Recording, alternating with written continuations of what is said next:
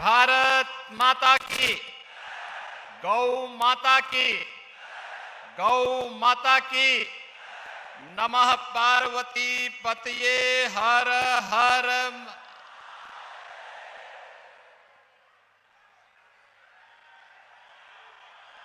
बंजारा कुंभ के आज के समारोह कार्यक्रम में मंच पर उपस्थित राष्ट्रीय स्वयंसेवक संघ के पूर्व सरकारवा सरदेव भैया जी जोशी जी, पूज्य संत बाबू महाराज जी, स्वामी श्याम कुमार जी, स्वामी जनार्दन हरि महाराज जी, स्वामी गोपाल चैतन्य महाराज जी, स्वामी गुलाब महाराज जी, मान्य राम सिंह महाराज जी, स्वामी यशवंत महाराज जी, इस संपूर्ण कार्यक्रम के रचनाकार, धर्म जागरण के अखिल भारतीय प्रमुख सम्मानित श्री शरद राव डोले जी, महाराष्ट्र सरकार के पालक मंत्री श्री गुलाबराव पाटिल जी, माननीय मंत्री विजय कुमार जी, अरुण कांत जी, माननीय मंत्री और लोकप्रिय एमएलए श्री गिरीश महाजन जी, श्री रक्षा खड़से जी, यहां के सभी माननीय विधायकगण, पूज्य संतजन, बंजारा समाज और उनके प्रति सद्भावना रखने वाले धर्म जागरण विभाग से जुड़े हुए हमारे सभी उपस्थित भाइयों बहनों, आप सबका आज के इस कुंभ के आयोजन में मैं उत्तर प्रदेश की जनता की ओर से हृदय से अभिनंदन करता हूं, स्वागत करता हूं।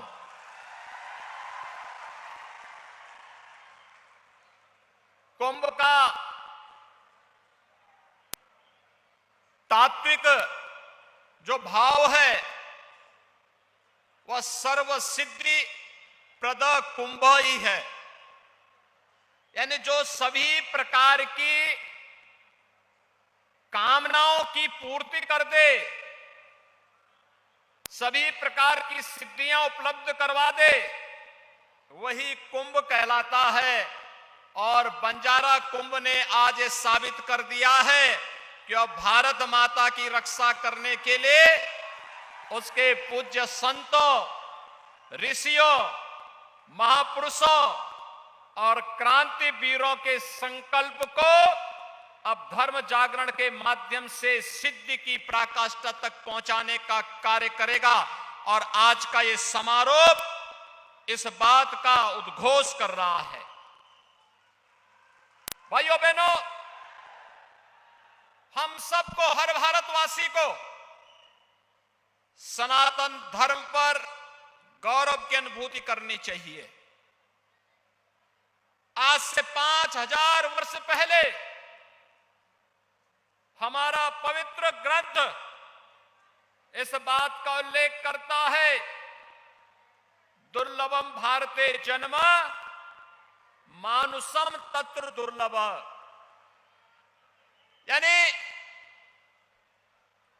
भारत में जन्म लेना दुर्लभ है और उसमें भी मनुष्य के रूप में जन्म लेना अत्यंत दुर्लभ है। यानी हम सब अत्यंत सौभाग्यशाली हैं कि विश्व मानवता को राह दिखाने वाले भारत की धरती पर न केवल हमने जन्म लिया है, बल्कि दुनिया के सबसे प्राचीन धर्म सनातन धर्म, जो दुनिया के मानवता के कल्याण का मार्ग प्रशस्त करता है, उसके रूप में जन्म लेने का सौभाग्य हम सबको प्राप्त हुआ है। हम सबके लिए गौरव की बात होनी चाहिए। भाइयों बहनों, ये हमारे लिए इसलिए भी गौरव की बात होनी चाहिए। सनातन धर्म का मतलब है मानव धर्म, क्योंकि यही तो संदेश देता है दुनिया को। दुनिया में अन्यत्र कहीं नहीं देखने को मिलता है जो कोई ये उद्घोष कर सकता हो कि अयम निज परोवेति गणना लघु चेतसाम उदार चरिता नाम। तो वसुधैव कुटुंबकम का उद्घोष अगर कोई कर सकता है, हमारा सनातन धर्म ही कर सकता है। और सनातन धर्म के साथ छेड़छाड़ करने का मतलब मानवता के जीवन के साथ खिलवाड़ करना है। जो लोग अवैध धर्मांतरण के माध्यम से राष्ट्रांतरण की कुत्सित मंशा के साथ भारत के अंदर कार्य करना चाहते हैं, उनकी मंशा कभी सफल नहीं होने वाली है, कभी सफल नहीं होने वाली है। क्योंकि अब तो ये जागृत समाज उठ खड़ा हुआ है। आज हम उठ खड़े हुए हैं। ये देश अपनी आजादी का अमृत महोत्सव मना रहा है। और आजादी के अमृत महोत्सव वर्ष में भाइयों बहनों, आज आपने देखा होगा भारत जिस तेजी के साथ विकास की नित नई ऊंचाइयों को प्राप्त कर रहा है। विगत 8 वर्ष के दौरान प्रधानमंत्री मोदी जी के नेतृत्व में एक नया भारत बना है। जिस ब्रिटेन ने 200 वर्षों तक भारत पे शासन किया था, उस ब्रिटेन को पछाड़ करके आज भारत दुनिया की 5वीं बड़ी अर्थव्यवस्था बन गया है और बहुत शीघ्र 4थी अर्थव्यवस्था भारत होगा दुनिया की। कुछ ही वर्षों में भारत दुनिया की 3री अर्थव्यवस्था होगा। और जिस तेजी के साथ जिन सनातन मूल्यों की रक्षा करते हुए, मानवता के कल्याण का मार्ग प्रशस्त करते हुए भारत की सरकार कार्य कर रही है, 140 करोड़ का भारत प्रधानमंत्री मोदी जी के नेतृत्व में उलता है। भाइयों बहनों, कोई कारण नहीं, अगले कुछ वर्षों के अंदर भारत दुनिया की टॉप की अर्थव्यवस्था में होगा। इसमें कोई संदेह किसी को अब नहीं होना चाहिए। आजादी के अमृत महोत्सव वर्ष में भारत को दुनिया के उन 20 बड़े देशों का नेतृत्व करने का भी अवसर प्राप्त हो रहा है जिन्हें G20 के देश कहा जाता है। भाइयों बहनों, G20 के वे देश हैं जहां दुनिया की 60% से अधिक आबादी निवास करती है, जहां पर दुनिया के 75% से अधिक व्यापार पर जिनका नियंत्रण है, 85% से अधिक अर्थव्यवस्था पर जिनका अधिकार है और 90% से अधिक पेटेंट पर जिनका अधिकार है। ये वही G20 के देश हैं और प्रधानमंत्री मोदी जी के नेतृत्व में भारत उनका नेतृत्व वर्तमान में कर रहा है। यह हर भारतवासी के लिए गौरव की बात भी होनी चाहिए और यही आपके वोट की ताकत भी है। भारत को यह गौरव मिल रहा है, हर भारतवासी को गौरव मिल रहा है। और इसीलिए जहां यह भारत की ताकत वैश्विक मंच पर दिखाई दे रही है, वहीं याद करिए अमृत महोत्सव के मुख्य आयोजन में प्रधानमंत्री मोदी जी ने हर भारतवासी को पंच प्रण की याद दिलाई थी। ये पंच प्रण गुलामी के अंश को सदैव के लिए समाप्त करना। आपने देखा होगा राष्ट्रपति भवन के मुगल गार्डन का नाम अब अमृत उद्यान हो गया है। और मैं उत्तर प्रदेश से आया हूं ना, सरदेव भैया जी जोशी जी यहां मंच पर हैं। अयोध्या में 500 वर्षों का इंतजार समाप्त करके भगवान राम का भव्य मंदिर का निर्माण भी हो रहा है। 500 वर्षों में न जाने कितने संघर्ष हुए, न जाने लाखों हिंदुओं को बलिदान देना पड़ा, पूज्य संतों को अपने आप को बलिदान देना पड़ा, लेकिन राष्ट्रीय स्वयंसेवक संघ के नेतृत्व में, पूज्य संतों के मार्गदर्शन में जब यह आंदोलन आगे बढ़ा, आज जब देश के अंदर भारत की सोच रखने वाली सरकार आई, अयोध्या में भगवान राम के भव्य मंदिर के निर्माण का मार्ग प्रशस्त हो गया। भव्य मंदिर का निर्माण कार्य इस वर्ष के अंत तक पूरा हो जाएगा और रामलीला अगले वर्ष के प्रारंभ में ही अपने भव्य मंदिर में विराजमान हो जाएंगे। हर भारतवासी गौरव की अनुभूति करेगा। काशी में काशी विश्वनाथ धाम पूरी भव्यता के साथ हम सबको अपनी ओर आकर्षित कर रहा है। जो पहले 5 फुट की संकरी गली थी, आज प्रधानमंत्री मोदी जी के नेतृत्व में 50 मीटर का चौड़ा गलियारा बन गया है। 1 लाख श्रद्धालु एक समय में वहां आ सकते हैं। ऐसे ही महाकाल का महालोक है, केदारनाथ धाम का, और देश के अंदर भारत की सांस्कृतिक और आध्यात्मिक व्यवस्था परंपरा से जुड़े हुए इन पवित्र स्थलों के पुनरुद्धार का कार्य हो रहा है। यह है विरासत के प्रति सम्मान का भाव। हमने गुलामियों को समाप्त करना है, लेकिन अपनी विरासत पर गौरव की अनुभूति भी करना है। और इसी विरासत पर गौरव की अनुभूति करने के लिए भगवान श्री कृष्ण ने कहा था, स्वधर्मे निधनम श्रेय पर धर्मो भयावह। अपना धर्म चाहे जैसे भी हो, उसमें मरना भी श्रेयकर है, लेकिन दूसरे का धर्म हमेशा भय कारक होता है, भय कारक होता है। भाइयों बहनों, जो लोग धर्मांतरण करवा करके राष्ट्रांतरण की कुत्सित मंशा के साथ घुसपैठ करना चाहते हैं, इनकी इस कुत्सित मंशा को सफल नहीं होने देना है। हमें एकजुट होकर के कार्य करना है, एकता के साथ कार्य करना है, मिलकर के कार्य करना है, एक भारत श्रेष्ठ भारत के निर्माण के लिए कार्य करना है। हम सबको मिलकर के अपनी एकता के माध्यम से सबका साथ, सबके विकास, सबका विश्वास और सबके प्रयास के इस मूल मंत्र को अंगीकार करना है और इसको अपने जीवन का हिस्सा बनाना होगा।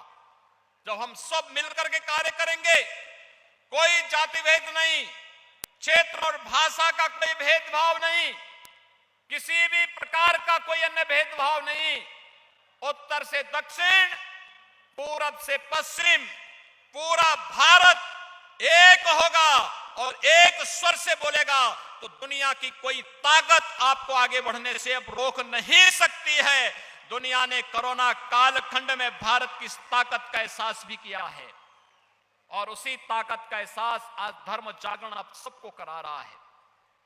बंजारा समाज हमारा आदि समाज है। इसने सम और विषम परिस्थितियों में कार्य किया है।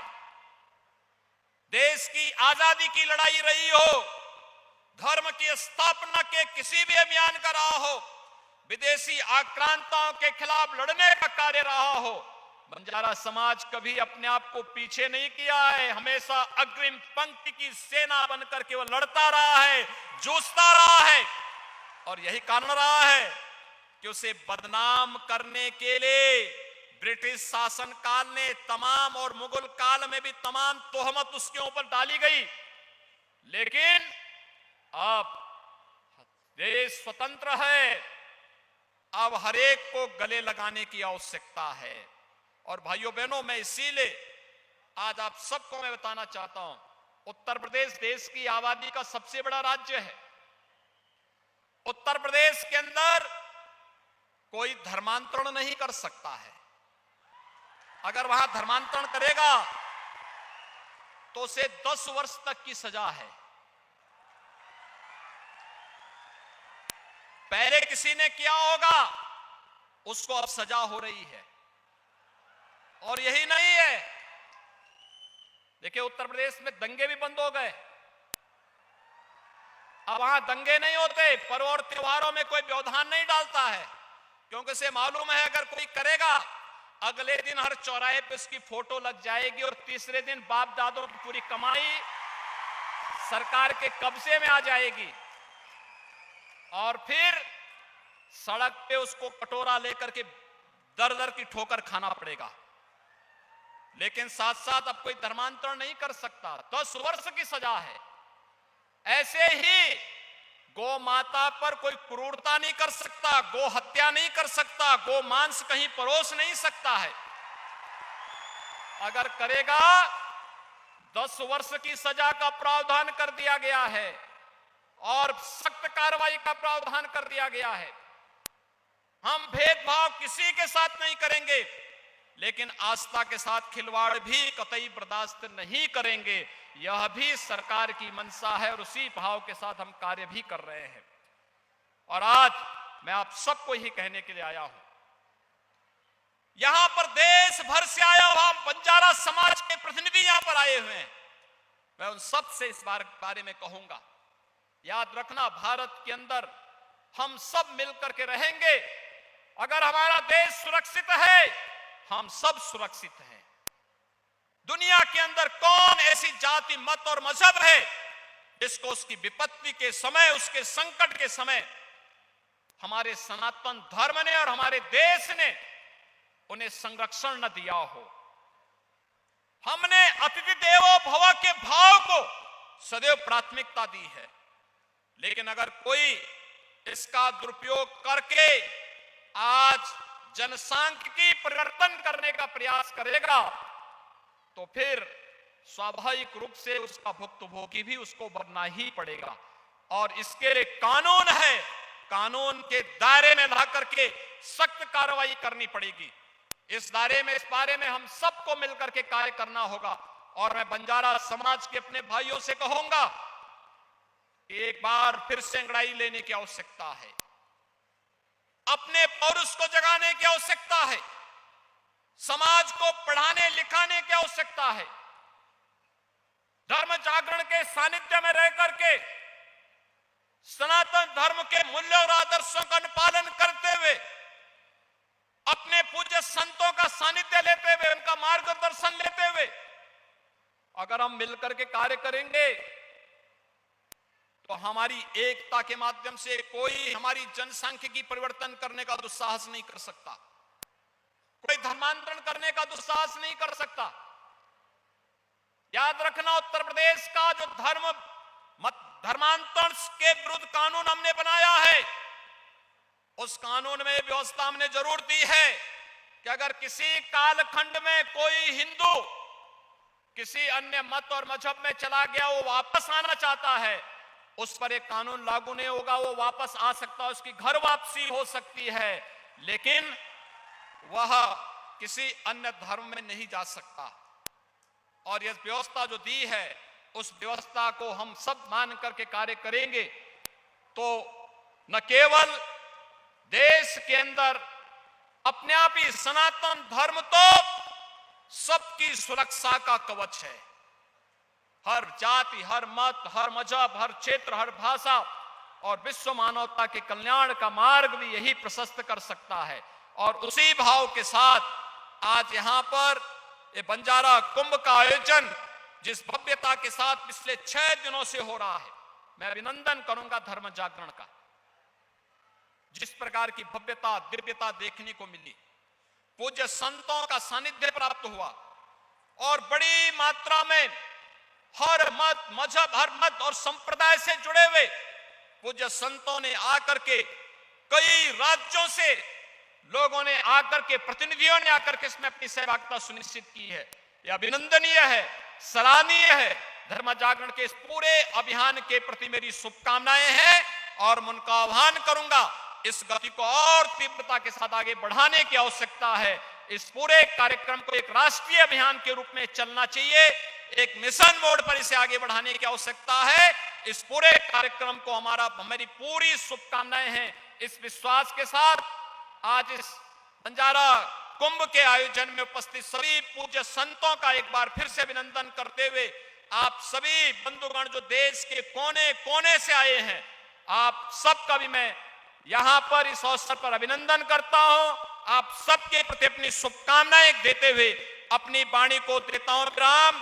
जय जय श्री राम, जय जय श्री राम। सियावर रामचंद्र की। धन्यवाद योगी जी, आपके इसी संबोधन से धर्म संस्कृति तत्व का पालन करने के लिए हम सब वचनबद्धित है, क्योंकि कहते हैं वीर प्रसूता वसुंधरा का गूंज उठा जो नारा है, कहो गर्व से हम हिंदू है, हिंदुस्तान हमारा है, हिंदुस्तान हमारा है। इसी संबोधन के माध्यम से अभी मैं यहाँ